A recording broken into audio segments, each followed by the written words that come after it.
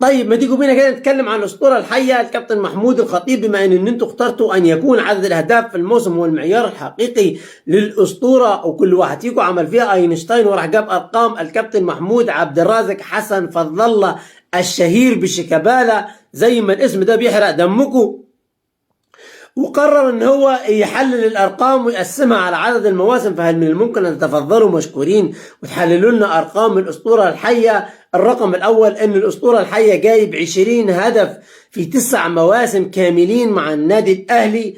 الرقم الثاني ان الاسطوره الحيه جايب هدف واحد في موسم كامل مع النادي الاهلي، الا وهو موسم 83 موسم 84 بس كده. لا، الاسطوره الحيه قرر ان هو يعلي على نفسه ويكرر الانجاز مرتين كمان، مره في موسم 86 87 ومره في موسم 87 88.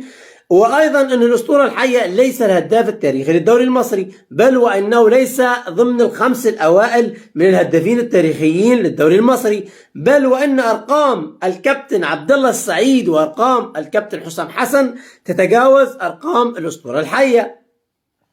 ايضا ان الاسطوره الحيه ليس الهداف التاريخي للنادي الاهلي على حسب كلام الكابتن حسام حسن، وايضا لم يكن يستحق جائزه احسن لاعب في افريقيا على حسب ما قاله الكابتن محمود معروف. هذه ارقام الاسطوره الحيه مع النادي الاهلي في الدوري المحلي والبطولات الافريقيه. اما عن ارقام الاسطوره الحيه مع المنتخب المصري فهي لا تكاد تذكر، بمعنى أنه لم يحقق أي رقم قياسي مع المنتخب المصري، بل وأنه ليس الهداف التاريخي للمنتخب المصري في تصفيات الأمم الأفريقية، وليس الهداف التاريخي للمنتخب المصري في كأس الأمم الأفريقية، وليس الهداف التاريخي للمنتخب المصري في تصفيات كأس العالم، وليس الهداف التاريخي للمنتخب المصري في كأس العالم، بل ولم يذهب أصلا إلى كأس العالم.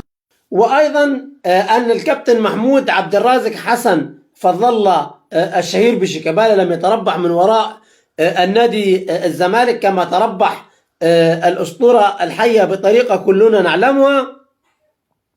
ايضا ان الكابتن محمود عبد الرازق حسن فضل الله الشهير بشيكابالا لم ينضم الى اي جماعه محظوره او الى اي جماعه تخالف قوانين الدولة المصرية وأعراف الشعب المصري، كما هو حال الكثير من كباتن النادي الأهلي وأعضاء النادي الأهلي.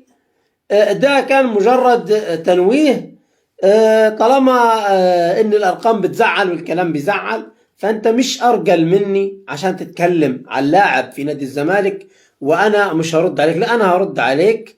إياك شعمر يوسف أسامة نبيه أسطورة. في نهاية الكلام دمتم في أمان الله.